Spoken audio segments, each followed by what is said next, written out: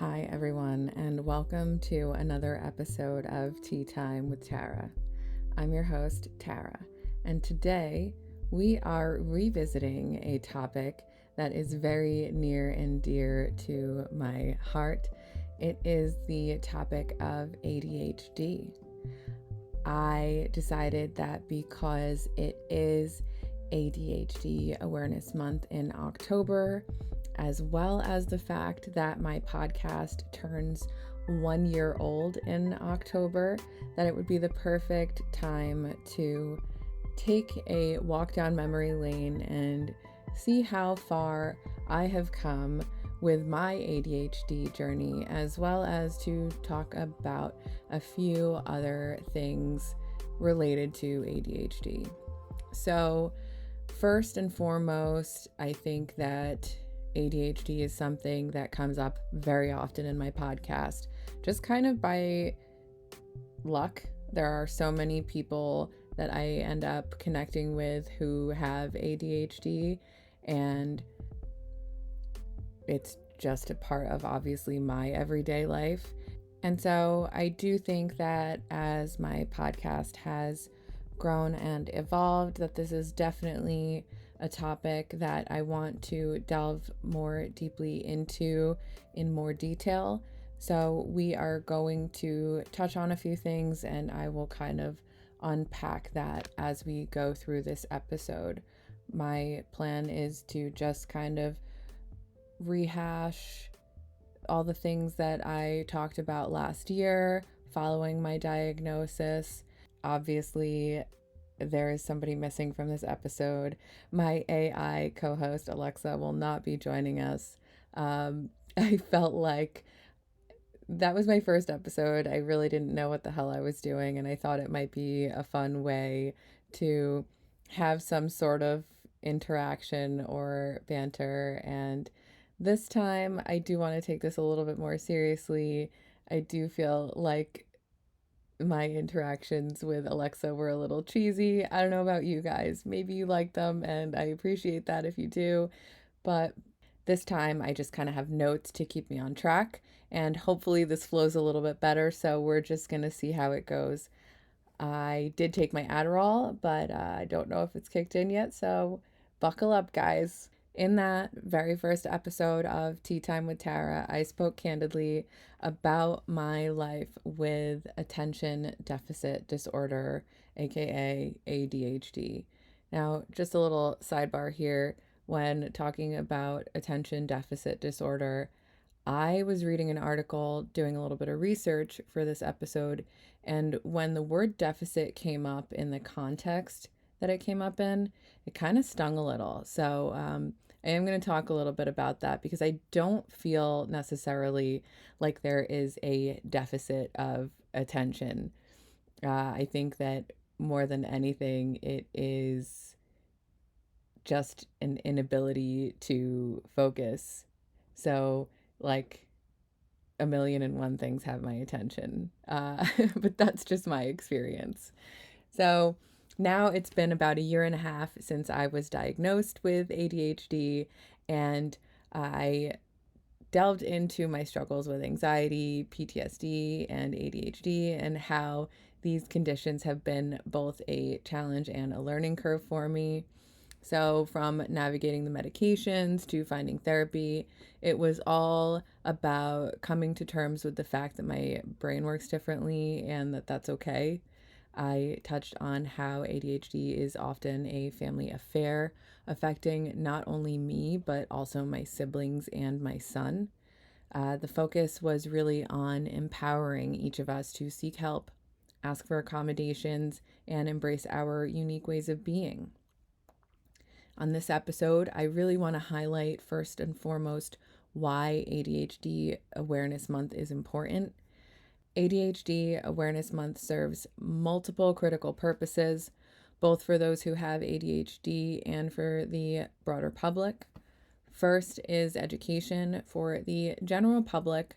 For people without ADHD, this month is a platform to educate them about what ADHD truly is, dispelling the myths and misconceptions that often cloud the disorder. And for those who are diagnosed, there can be varying levels of understanding about their condition. ADHD Awareness Month provides updated research, tools, and coping strategies. I feel like I am always learning new things about ADHD, and this month kind of highlights it and brings it all to the forefront. Destigmatization is another really important cause for ADHD Awareness Month. This month encourages frank discussions about the disorder, which helps to normalize the condition and reduce the associated stigmas. It's also a time where advocates for ADHD can work collectively to bring about policy changes or request for more substantial support at educational and work institutions. Community building is another really important aspect. So, whether it's online or in person, events surrounding ADHD Awareness Month can connect individuals who have ADHD along with their families, creating a supportive community. Personal stories like the ones I share or the ones that some of my guests or even my listeners who share their comments can be particularly empowering during this month as they offer relatable experiences and advice. I know for me, anytime that I see something about ADHD and I relate to, it really does feel very validating and like, I'm less alone and oh, it's not just me. So that's always a really nice little part of sharing these stories. As for the final reason why I feel that ADHD Awareness Month is so important, it is a great time for resource compilation. So during this month, organizations often release articles, podcasts, webinars, and other resources that are invaluable year round, as well as it being an excellent time for therapists, coaches, and other professionals in the mental health space to offer specialized support or programs aimed at coping with ADHD. And those are some of the reasons why I believe that ADHD Awareness Month is so important. Now, on to the update for me, my little progress report. I am still taking Adderall. It is extremely helpful for when I need to focus, especially on undesirable tasks, as long as I have reminders to keep me on track so I don't wind up losing track of time or focusing on the wrong things, because unfortunately, it does not really help with the hyper focus part of it. That's just kind of something that you have to have tools in place, I feel like. Maybe there are other people who have a different experience, but that is definitely my experience. I have still lost full days of productivity by not having a plan in place for what I am going to be doing when I take my medication. Unfortunately, in October of 2022, so right around the time that I released this episode, as well as right around the time that I was actually prescribed with Adderall, the FDA announced an Adderall shortage. This means that there have been many times where I have had to wait several weeks, up to and over a month, to get my medication. So I have started to ration it out, and I know that other people who are on Adderall have also started to ration it out. So I will take it only on weekdays when I'm working or when I know that I really need to focus and get something done. And this way, I have a little bit left over at the end of the month while I am waiting for my refill so that I do not run out of my medication. This has affected other people. Like I said, I know that there are other people who are rationing out their meds. Unfortunately, the other part of this is that because people are struggling to get their Adderall, a lot of people have tried different medications, and that means that because of so many people changing to different medications, it has resulted in shortages of these other medications due to the unexpected higher demand for those meds. It seems like there is some debate on who's responsible, but the manufacturers and the FDA need to figure it out so that people don't have to go without their medication, because being without ADHD meds can be extremely anxiety inducing, it can be extremely stressful, it can be debilitating, to be completely honest with you. I definitely struggle with my day to day when I don't have my meds because I need that little boost to get shit done. On the topic of anxiety, my anxiety has gotten significantly better. I am no longer on anxiety medication. It's been about 6 months since I have gotten off of the meds. I do believe that a lot of it has to do with managing my ADHD symptoms a whole lot better, just really focusing on my mental health, my physical wellness as well. I still have some pretty extreme bouts of anxiety, but instead of it being something that lasts days, weeks, or months, it'll be like I'm having a really bad anxiety day or a very specific anxiety inducing event occurs. So it is a lot more manageable. It has recently ramped up a little bit because I have a new job.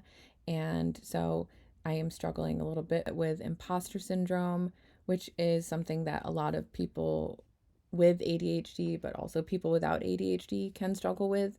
Essentially, it's feeling so insecure about your capabilities and accomplishments that you actually struggle to allow yourself to enjoy your wins in life. Um, it's something that I will definitely be talking about on a future episode because there is so much to unpack there with imposter syndrome and what that experience can be like. I experience it personally, obviously, like I said, with my new job and just feeling like I'm not good enough, I'm never good enough. Yeah, I do feel like it's something that a lot of people that I know can probably also relate to. So stay on the lookout for that. Moving on, though, about my new job really quick. My new job is hybrid. My boss is really flexible. The company that I work for is pretty flexible. I did just start out, but I feel so much happier. The culture is better. It's really been a game changer for my mental health. I feel like right here is the perfect spot for me to really emphasize how important it is to enjoy what you're doing for the sake of your mental health. Even if your job is stressful or challenging, there is a level of that can kind of be exciting, at least for people like me. I enjoy the challenge. I enjoy that little bit of stress every now and then because it gives me this sense of purpose. So it's not always necessarily a bad thing, but I do believe that there has to be a balance. And if you really cannot stand what you're doing and you have this sense of dread going into your workday, I really, really strongly recommend looking into ways that you can balance things out a little bit better, seek help, seek support, see if you can change jobs, change careers. I was really in the mindset earlier this year of I have to completely get out of this industry, and I no longer feel that way. I do really feel like it is a work culture thing that can make a big difference. So there are plenty of resources out there. There are plenty of career coaches. I am in touch with quite a few of them. So if you need any advice on how to connect with those people, please reach out to me. I will get you in touch with the right person. I do still see my therapist. However, I don't see her as frequently. I feel like now that my life has improved in general with my physical health, my mental health, and all of the things, I'm not feeling the need to have that extra support. However, I might choose to see her more frequently again in the future as life ebbs and flows. I feel like it's really important for us to know that going to therapy is a perfectly normal and okay thing to do. There's nothing wrong with feeling like you need a little bit of extra support in life every now and then. Obviously, ADHD affects my day to day life quite a bit. However, I have noticed a huge difference when I don't take Adderall because I can very easily lose focus on what I am supposed to be doing and never really accomplish anything. I can get into a lot of things and kind of touch the surface of a lot of things, but never really complete a task. So now I have a routine in place where I drink my morning coffee. I take my extended release Adderall. So the coffee kind of gives me the little boost until the extended release Adderall kicks in, and then I am ready to focus on my day. Like I said earlier, taking Adderall really helps with getting going on the less desirable things because of that, you know, part of the reason why people with ADHD struggle so much to do these less desirable things is because of that need for those dopamine rushes, right? Like we need a purpose almost in order to have that sense of motivation. There needs to be like some urgency or some joy that comes from it. And a lot of being an adult, a lot of being a responsible adult, I should say, is doing things that are a lot less desirable and a lot less fun. So taking Adderall for me really helps with that. I still do set timers to help me stay on task. I have an app that actually I can schedule out my entire day, like down to the minute. I've been trying to be a lot less strict with that because that can have the opposite effect and wind up leaving me feeling really overwhelmed with, oh my God, I have all of these things that I need to do, and this is all the time that I have in my day. So, I kind of try to throw in the things that are really important. This way, I am still being productive, but not overwhelming myself and stressing myself out and getting that like stress paralysis that ends up happening. Um, I also use my calendar pretty religiously. If somebody says, hey, do you want to hang out? Or, hey, like, you want to go get coffee? Or earlier today, I was recording a podcast episode and it was kind of a spur of the moment thing where me and my friend were like, hey, we have this amount of time tomorrow. Let's sit down and record together. So I had to immediately put that in my calendar. So that is still a thing. And it is such a game changer for me. I cannot express enough how much using technology to my advantage helps with just getting shit done. Cooking. I have an Alexa, well, I have them all over my house actually. And I know that I'm going to forget about the rice that I have cooking for 13 minutes. So I set a timer. I will have like three, four, five timers going, and you can actually name them all when you set them by voice. So it's not like you're like, oh, a timer's going off. What the hell was that for? Because technology is great and you can actually identify what they are when you're setting them. So I can talk a little bit more about how to use technology to your advantage with ADHD in a future episode. Like I said, do plan on covering a lot more, but this is just kind of an overview and revisiting where I am at in my ADHD journey. One of the things is that I do still struggle with clutter. I have worked on significantly reducing the amount of clutter in my apartment. I have purged so much stuff.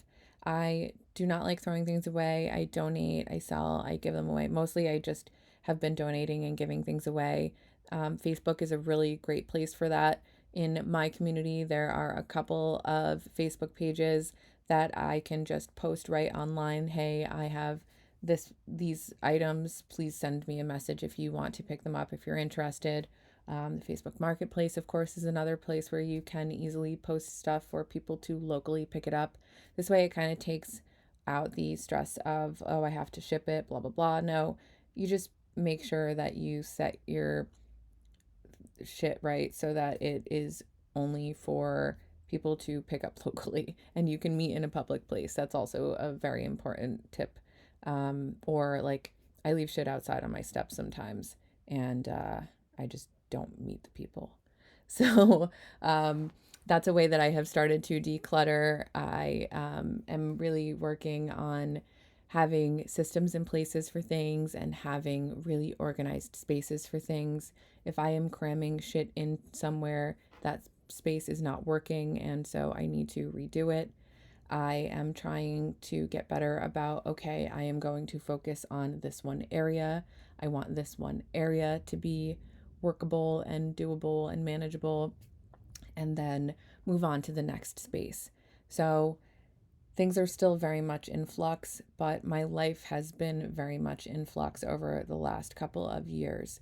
So, especially with kids, I feel like it's really easy to accumulate shit when they are growing and constantly outgrowing things, whether it's clothing or toys or shoes or whatever. Um, but yeah, making sure that you have a special place for very important things. Like for me, right at my front door, there is a big coat rack with hooks. So I put my coat, my purse, and my car keys and house keys right there. I keep my car and house keys together, and they still have that air tag on them. It's been awesome. I also usually just have like a little purse slash fanny pack kind of a thing that I use, and I actually have a hair tag. No, I have an air tag inside of that. So if for whatever reason I can't find it, if I like ran inside and had to rush the little one to the bathroom or something, and threw it somewhere and don't remember, or if I came home and had a little too many grown up drinks and don't remember where I threw my shit, I can ping it from my iPhone. So it's a really handy thing to have. I do still keep a ton of eyeglasses kind of everywhere.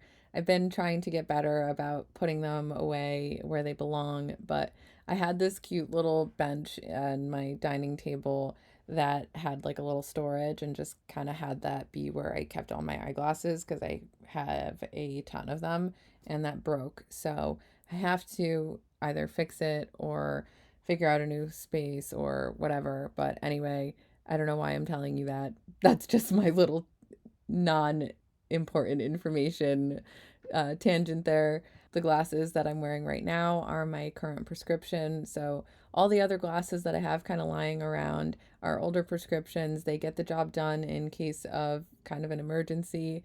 I've been really good about those systems, right? So I'm not going to take my glasses off unless I am getting in the shower or unless I am going to bed or unless I am going to be sitting in front of the computer for a couple of hours for work. So there are only a couple of places that my glasses normally are anymore, and that has also really helped.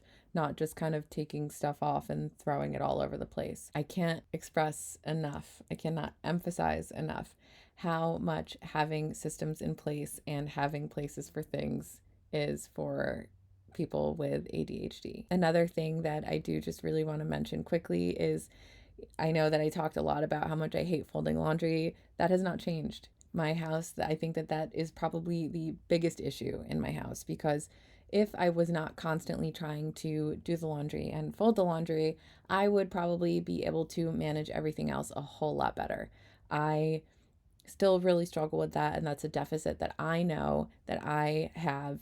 And so what I have decided to do is to, now that I have just started this new job and I am kind of getting my head back above the water after being sick earlier this year and not being able to work for most of the year, um, trying to find the space in my budget to pay somebody to come and help clean the house or come and help fold the laundry or even just do like a wash and fold. I'm still trying to figure out exactly what my needs are. But in the meantime, I am using other resources, which are my people. And so I have friends who will come over and hang out and just keep me company while I clean because I just need that. That whole, oh God, what is it called? Body doubling. Body doubling, it really, really helps.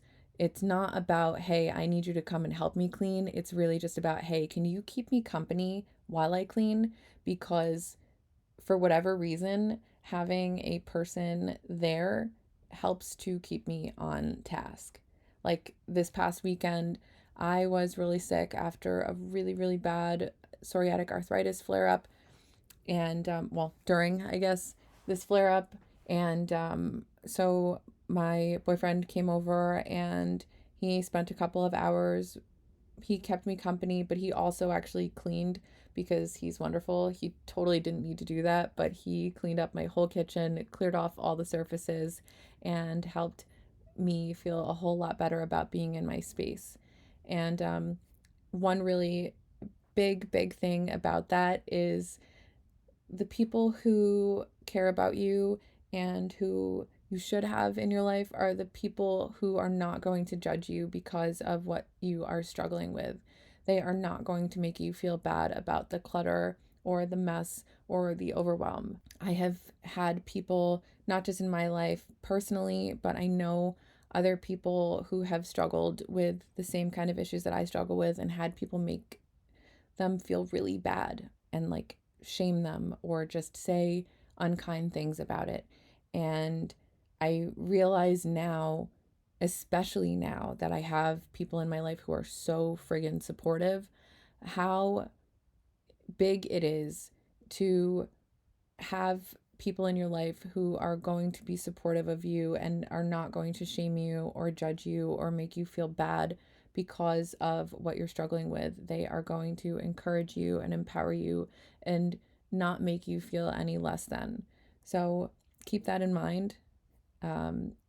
So those resources, they don't necessarily have to be financial resources like paying somebody necessarily. It can really just be, I need somebody to hang out with my kid for a little bit while I focus on getting whatever done. And so you have a friend who wants to hang out with your kids. You have grandma or grandpa nearby who can hang out with the kids for a little bit while you do that. Whatever it takes, these people should not ever judge you. That is so important, okay? Don't forget it. Please. Don't ever let anybody make you feel bad about being who you are and struggling with the shit that you struggle with. Off my soapbox. Sorry about that. You can't help it. It's just such a big thing and it really makes such a big difference in your mental health and your emotional well-being. So, I'm still bad with replying to text messages. I'm still working on coming up with a system that works.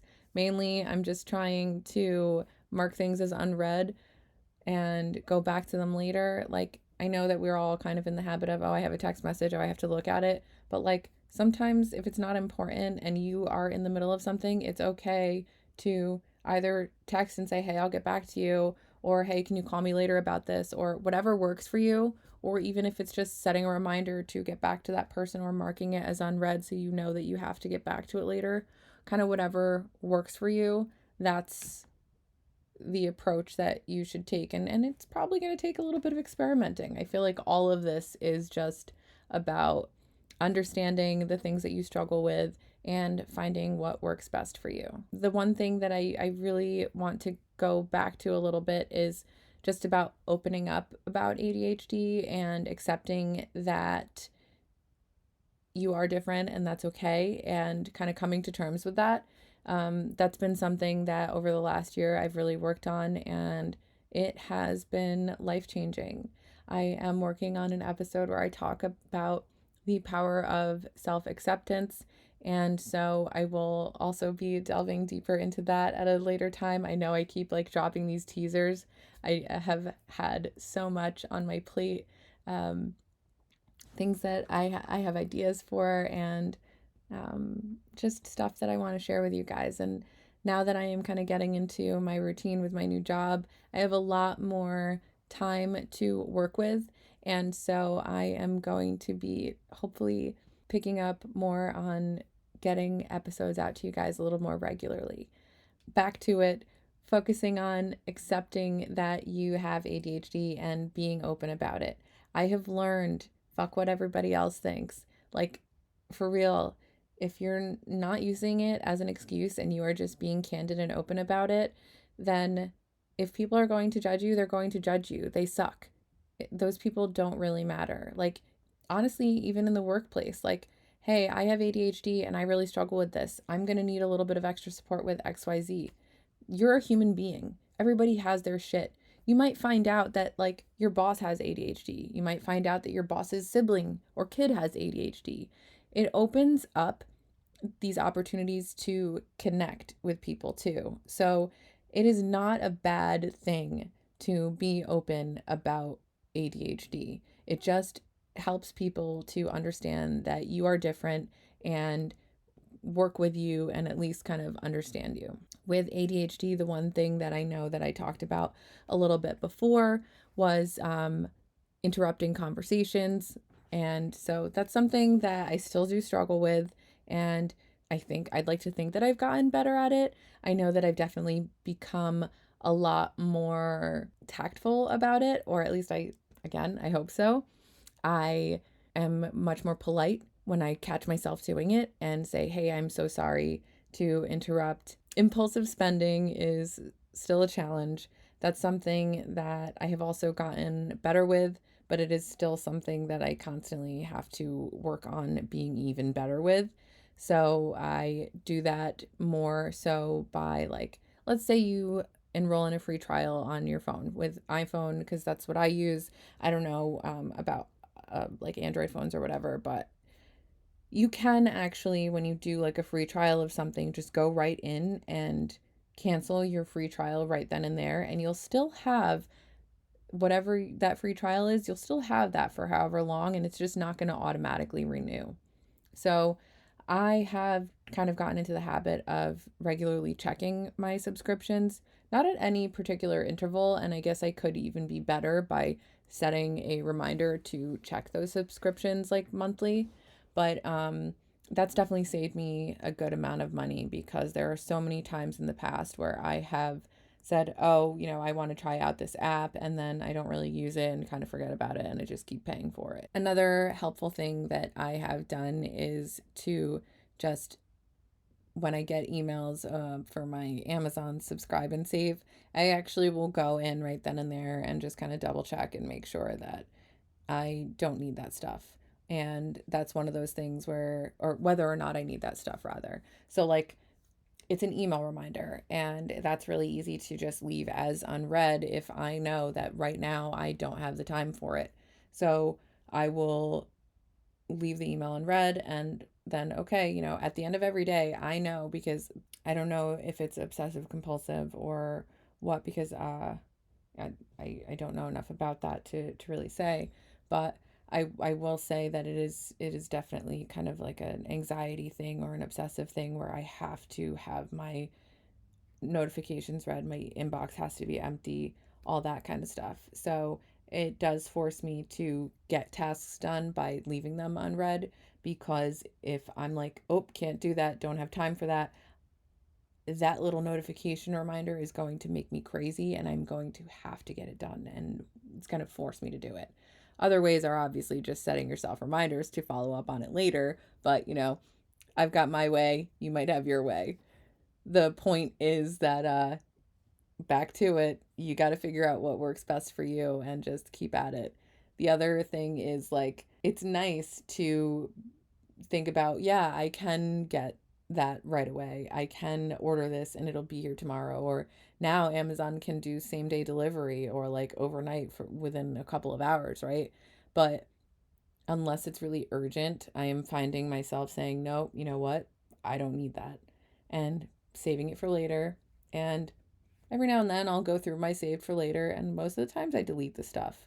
Unless it's something that I really desperately need, or I know that it's within my budget to order it, I really have gotten a lot better about not doing that. So it takes a lot of practice and figuring out what works for you and what doesn't, and you'll get it right. And you just have to really keep yourself accountable. On the subject of shopping, I still mostly avoid a lot of the things that give me sensory overload. I have worked my way up to going to smaller grocery stores on my own, because they are a little bit less overwhelming and intimidating. Like, I know that there are certain stores that are just smaller, so there's less space for people, and so fewer people go. Certain times of day, there will be fewer people. Certain stores have less chaotic and overwhelming parking lots. So those kinds of things are ways that I've kind of worked around it. But I do still order my groceries, because if it's not broken, why fix it? I'm going to be spending more money going to these smaller little stores because the prices are more expensive. So unless I really need something, I just have found, like, I really don't need to go. So the buddy system is still my primary source of support for when I really need to go. and do something, I try to make sure I have a buddy and I get in there and I get out and I feel a lot less stressed about it. The last thing that I want to just touch on really quick, I did mention earlier about my boyfriend. So remember in that first episode where I said I approached a guy and told him that he looks like a douchebag?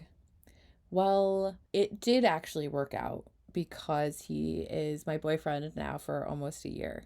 I cannot emphasize enough how lucky I am, how, gosh, I want to gush all about him, but I will do my best not to just make this about how much I absolutely love my boyfriend. But I am so happy. I really feel like I have met my person, and it's kind of one of those things that when you know, you know. And ever since the day that I met him, I just felt like I needed to talk to him and I needed to get to know him. And here we are. I mean, it's no fucking fairy tale, but he is one of the best human beings I know. And the last thing that I'll just say is that I have never felt so loved and protected and supported by anybody in my entire life. And I want this kind of feeling for everybody, because my entire life I never felt like I was worthy. And knowing what I know now and being in the relationship that I am in now and figuring it out together and having like a true partner has changed my perspective on so many things. And I, like I said, just I want this for everybody, because everybody deserves to feel this good. And that's all I'm going to say. That is enough of me gushing about how in love I am. If you guys want to see more, every now and then I'll post like an Instagram story or something sweet about him on one of my posts. But that's that. I am in love, and it all started with me being awkward and rude, and it worked out. So don't give up, guys. Even us weirdos and assholes can find our person. That's it for the update. I do really quick want to highlight that my primary care doctor is the reason for me not just getting on ADHD meds, but she is also the reason that I finally, after 16 years of mystery illnesses, got my psoriatic arthritis diagnosis. And she is also the one who has encouraged me to follow up with a cardiologist after me having these unusual arrhythmias. And the good news is that my heart is working wonderfully, and that it is there physically, structurally, there is nothing going on. It's just beating a little too fast and having a few blips. So I talk a little bit about that on my Instagram as well. But make sure that you talk to your doctors. Make sure that you have doctors who listen to you, because that has been the difference between me getting help and getting well and not. And so I would not be here today in the headspace that I am in without the support of my absolutely incredible primary care doctor. So if you are local to me in New Jersey, reach out to me. I will absolutely pass my doctor's information along to you, because she is fucking fantastic. Um, as well as my rheumatologist. I love him. So if you need any recommendations for some doctors, hit me up. I'm happy to share. For the second part of this episode, I do want to quickly talk about how ADHD is a spectrum. So that means that ADHD is different for everyone. Hyperactive and impulsive type ADHD in adults may present as talking or humming songs to themselves, talking too much or being too loud, interrupting other people by finishing their sentences, blurting out answers, or even talking over them, intruding or butting into conversations or activities they're not involved in. Yes, all of that is me. Difficulty waiting their turn or for cues in conversations. For inattentive type ADHD, it may involve forgetting to complete routine tasks like paying bills, buying groceries, or finishing chores, missing deadlines, forgetting meetings or appointments, difficulty concentrating during work or meetings, and needing to fidget or sip on a drink or chew gum or do something to remain focused, zoning out while other people speak or having trouble keeping up with uninteresting topics, losing your cell phone's keys, notes, wallets, whatever, placing items where they don't belong, like putting the milk in a cabinet or keys in the dishwasher, leaving things. I mean, I'm all of these things. So I am combined type, and pretty much everything that I just mentioned, I struggle with. And so it's a little chaotic here, but I'm figuring it out, and it's definitely getting better now that I have the awareness to know, like, this is what I'm working with. This is how my brain works. And so I need extra support or these systems in place or whatever. The other part that I do want to talk about is the intersectionality of ADHD and all the other hats that I wear, all the other parts of my identity. I am not just a woman with ADHD, but I am a single mom.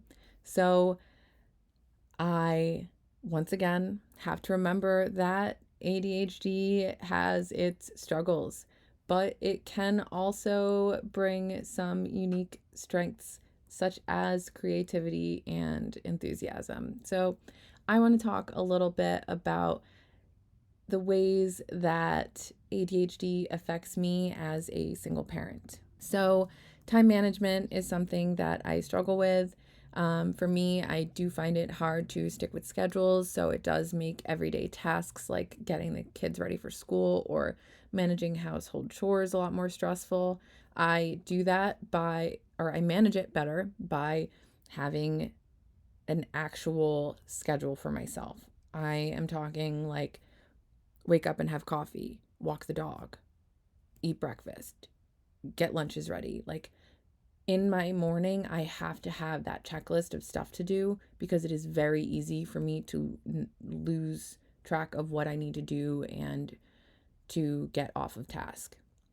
However, the challenge of time management can also be a strength because I am able to be more flexible and adapt more quickly to unexpected changes. So, parenthood obviously can be really unpredictable, and it does help that I am kind of used to adapting to whatever comes my way. Struggles with time management are not necessarily always a bad thing. Organization, being organized, I talked about it already. Keeping track of appointments, bills, school events, all the things. It can be very overwhelming, but I use tech tools and apps and reminders and all the things to help me manage my life, which also means that I carry those things into other parts of my life. So at work, I am the spreadsheet and like task list queen. It helps me to stay organized. It has been a game changer, or whatever the hell you want to call it. I am so organized in certain aspects of my life because I have been managing ADHD my entire life without even knowing that I was doing it. So it's kind of become my superpower that I'm really good at organizing events and tasks. Impulsivity is something that is an issue, as I talked about before. So sometimes making a decision at the spur of the moment can lead to challenges. However, impulsivity can also mean that you are a lot more fun with your kids. Your kids might enjoy that impulsivity. Really quick, want to go back to time management because time management, my teenage son gets very frustrated with me because he gets anxiety when things are not just so. And so with time management, a big thing for me is keeping my word, making sure that when I say I'm going to be there at a certain time, that I'm there, making sure that when I say that something is going to get done at a certain time, that it gets done. And so using those tech tools, using those apps and those checklists and all those different things that I keep talking about have helped me to be more reliable. And that has improved my relationship with my son, because when I say, yeah, I'll be right there, I am right there. And that kind of shit matters, especially as a parent. Emotional regulation is huge. It is such a huge challenge for so many of us with ADHD. Managing our emotional responses during stressful parenting moments is really, really difficult. I feel like my worst parenting moments have always been, wow, I lost my cool because I was really stressed out and I might not have been so nice, or I might have yelled. And it sucks. It's hard not to beat myself up over it, but I am not a raving lunatic. I just kind of lose my shit sometimes, and then I say, oh, crap, I lost my shit. And I look at my kids and I'm like, you know what? I'm sorry. I should not have said that, or I should not have yelled at you, or I, whatever the situation is. Like, that can also be a really good way to teach your kids about the fact that, number one, like, everybody fucks up. It's okay. Sometimes, like, we're going to lose our cool. That's just kind of life. That happens. The important part is being accountable and working on doing better and being better, and making sure that when you do hurt the people that you love, that you actively acknowledge that, and that you connect with them and see what they need from you afterwards. They might need space. With my daughter, she really just wants a big hug. And so most of the time, she wants a mommy hug, and we talk it out and we talk about how she feels. And you know, I'm just doing the best I can. And I think that the more that we are honest and open about our own challenges, the better off our kids are going to be as a result of that. Multitasking, I feel like I'm always multitasking. I mean, I'll be cooking dinner and tidying up and God only knows what else. But I feel like I'm never really sitting down. And so that's just exhausting in general. However, multitasking can also be a superpower, because as a single parent especially, there is never enough time to do all the things that you need to do. So when you are used to multitasking, um, you're just kind of used to getting a lot of shit done all at once. And that's kind of awesome, right? Communication, talking with your kids or their teachers. Sometimes you go off topic and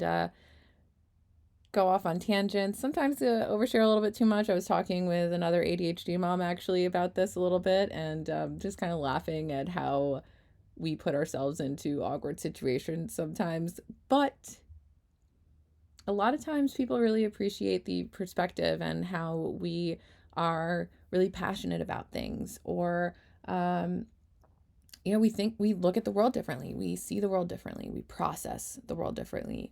And so it can lead to really helpful conversations, really meaningful conversations, even though sometimes you fuck up a little bit, might go off topic, might say a little too much.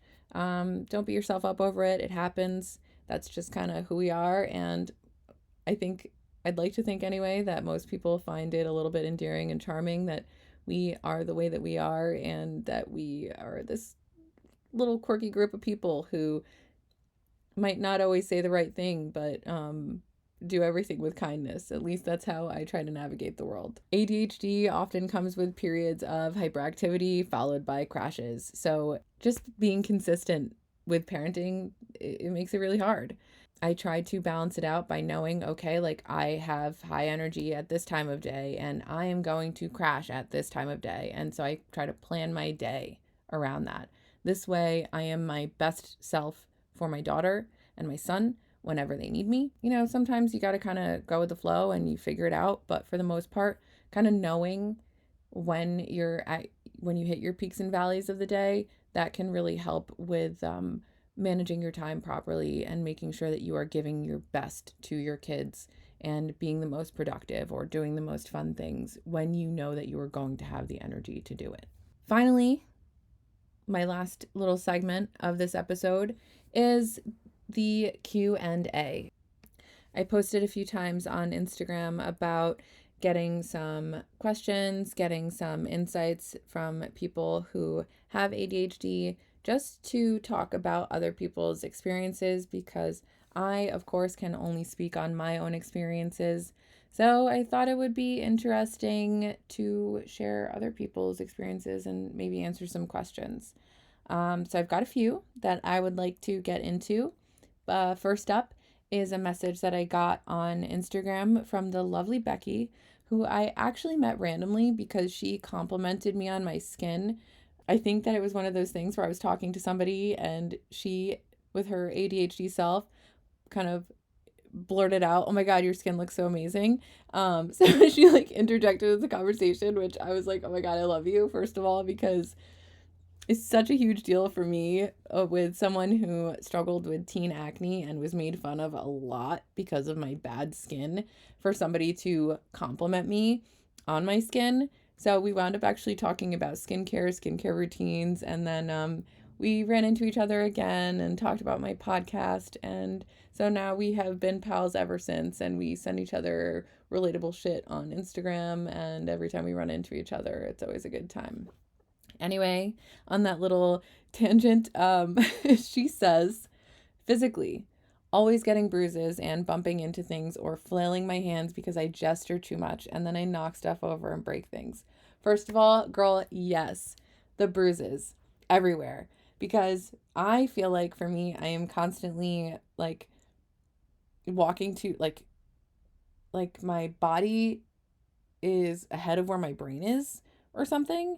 And so like I'm like I got to get there, but I'm not seeing all the obstacles in the way, and I'll like walk directly into something. And so my legs are very often also covered in bruises because of that. And what was the other thing? Oh, and gesturing too much and breaking things all the fucking time. I am the worst. It is like I feel like every time it happens, I'm like, "Yup, here it is. There I go again, knocking something over because I was talking with my fucking hands." So you are not alone. It's definitely something that I relate to so much. It's like kind of par for the course at this point. I feel like my boyfriend actually will know to move things out of the way of where I'm swinging my hands when I'm talking now, because of how many times I have knocked shit over. All right, so the other one was, she also said mentally, aside from the typical stuff like being forgetful, even if you left yourself a note, it manifests in, she says, it manifests in me being a detail-oriented person who can zero in on the minutiae of, I hope I said that right, of anything for an extended period of time, but really struggles to make big changes and overhaul parts of my life. So yes, the detail-oriented thing, I actually have made a whole career of detail-oriented things, working in quality in like pharma and those, I always want to say tangent, but they are parallel, you know what I mean. They're associated, closely related to, or similar to pharma. Big tasks are daunting, and I usually avoid them at all costs until a deadline. Girl, yes, same. It's almost like I'm not going to get it done until there's a fire under my ass that I have to, which is great when my job is like that, because my job is always like that now, and it makes me especially productive because it's always like, gotta get shit done, go. And then overall, it's a struggle, and I feel like I'm never doing enough. Also, I don't know if this is ADHD, but I have a very strong inner monologue that sometimes is hard to tune out, even if I'm with a group of people. LOL, hope this helps. So, yes, the inner monologue. So, actually, I feel like this is something that I don't know if it was like a meme or something that I saw, but yeah, I also have that inner monologue. I am constantly actually talking to myself. Sometimes it comes out loud. I think that it's because we are always trying to regulate ourselves. At least this is my experience, where I'm like, okay, don't forget this, or like, oh, that person said that, I need to remember this, I want to tell them this, but I don't want to interrupt. And so we're constantly kind of navigating the influx of thoughts and information and all the things. And at least that's what I think that inner monologue is all about. But girl, yes, I relate to that so much. So thank you for that, Becky, because I feel like that was the most relatable. And I'll be honest, I just kind of grabbed them, threw them in my notes. So I am answering these as I'm reading them for the first time. What was the most surprising thing that you learned about ADHD after your diagnosis? Honestly, I would say everything. Uh, like the fact that ADHD affects every single part of my life, I think has been the most surprising part of it. Like, holy shit, this is why I am the way that I am. Because it's not just attention deficit, right? It is literally how my brain chemistry works, how I operate, how I navigate the world. And so that's been kind of mind blowing. How do I handle the ADHD symptoms that interfere with my podcasting work? I would say that one of the biggest things I do now, I am reading from notes. And so I am just figuring it out as I go. I think that this year has been a really crazy year, so I haven't really been as consistent as I would like to be with the podcast in general. All the things that I do, like making notes and staying organized and staying on task, putting like, hey, I need to record the podcast. So I put that into my daily schedule. And if things get shifted around, okay, I'm going to be flexible with that. The podcast is not necessarily always the number one priority, but I always move it. I don't just take it off the list. Yeah, just kind of keeping it on my radar, making sure that I am on top of it by having those to-do lists, having these show notes instead of like full scripts helps. How has understanding your ADHD impacted your approach to relationships, both romantic and platonic? It's helped me to be more open and honest and realistic. I think that that's probably been the biggest thing, like sharing with people, being more vulnerable. Hey, this is what I'm dealing with. Hey, this is what I'm struggling with. And it helps me to connect with people in a different way because it is automatically me being a little bit more vulnerable. And also, like when I'm learning something, I can say, hey, I just learned this and share it with somebody. And I don't know. I think as far as like my romantic relationships, well, I mean, I am I've been in a relationship with one person for most of this time, but previously I didn't really understand having like what how ADHD affected my emotions. And after that last relationship, I really did, this new relationship, even though it started very quickly after my last, it was very slow. And so that was a great thing because it wasn't like I was all consumed by this new relationship. It was like, okay, there's this new person in my life, and we have already established a friendship, and we're just kind of getting to know each other in this new way. And it was a really great opportunity to take the time to learn about myself and share about myself at the same time. I hope that answers the question. I think that it's kind of something that's got to be a continuous dialogue with the people that are in your life. So the last one is actually a message that I'm going to keep anonymous. It says, because it is about sex and ADHD, so I'm going to just, keep this private for that person. It says, I am 37, but I feel like I'm 27. So this is in regards to sex drive. Some people with ADHD actually struggle with either hypo or hypersexuality. So hypersexuality means that you have an unusually high sex drive, while hyposexuality is the opposite, meaning you have little to no interest in sexual activity at all. So for me, I would say it actually can be a struggle to struggle with hypersexuality. And so that's something that actually I am going to leave as a perfect segue into the next ADHD episode, where I am going to be unpacking even more about ADHD, including how it affects sexual behavior and sexuality. So I do have a couple of episodes coming between then. Both are crossovers with my incredibly smart, talented, and beautiful bestie, Kristen, of the Out Is Through podcast. So the first one is in honor of Domestic Violence Awareness Month, because October, in addition to being ADHD Awareness Month, is also Domestic Violence Awareness Month. And so we are going to be delving into the many faces of domestic violence.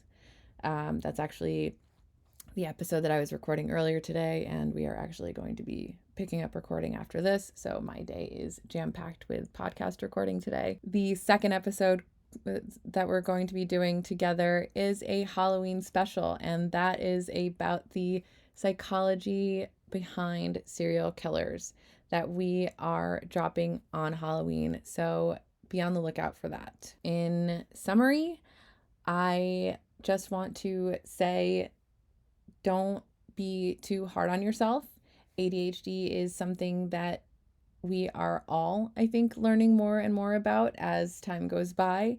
And the more you know, the better equipped you are to navigate the world. And so keep on learning, keep on being empathetic, not just to others, but to yourself. So if you don't have ADHD, just bear in mind that this is something that is really fucking hard.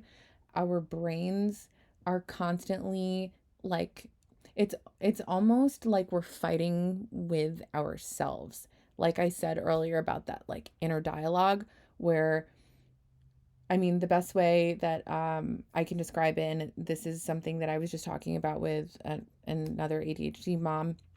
She and I were talking about how we struggle and what that's been like our entire lives, and not realizing that we have ADHD until we're adults, and like being the kid in class who is like, okay, teacher asks a question, I know the answer. I know the answer. I know the answer. I know the answer.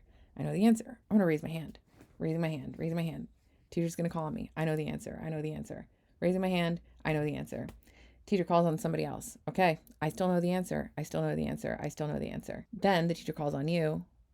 What was the question? Because the whole time you're focused on, I know the answer. Teacher's going to call on me. I know the answer. I know the answer. So that, in a nutshell, is kind of what it's like to have ADHD. One of the many ways that ADHD can kind of affect how we navigate the world. That's all for this ADHD and me update. I hope that this was helpful or entertaining or whatever. Thank you so much for tuning in. Please follow me on Instagram at teatime.tara. You will find all kinds of information about mental health, ADHD, psoriatic arthritis. I share informational memes and shit on my stories, as well as stupid, silly memes on my stories. I feel like I try to share whatever is relatable content, whether it relates to me or not. I do want to tease a little bit because this is kind of a big deal. I have another podcast in the works, and so stay tuned for more information on that. I'll probably be dropping that in November, since we are already more than halfway through October and I have a couple more episodes to work on just for this month. So be on the lookout for new episodes. If you enjoyed this episode, please like it, subscribe, comment, review, all the stuff that helps this podcast to reach other people. Tell your friends, reach out to me if there is anything that you have a question about, any advice, any opinions. Like, I want to hear it. If you think I suck, please don't say that. It's not nice, but I am totally open to constructive criticism. Just be kind. Thank you so much for listening, and I cannot wait to share everything that I am working on with you all.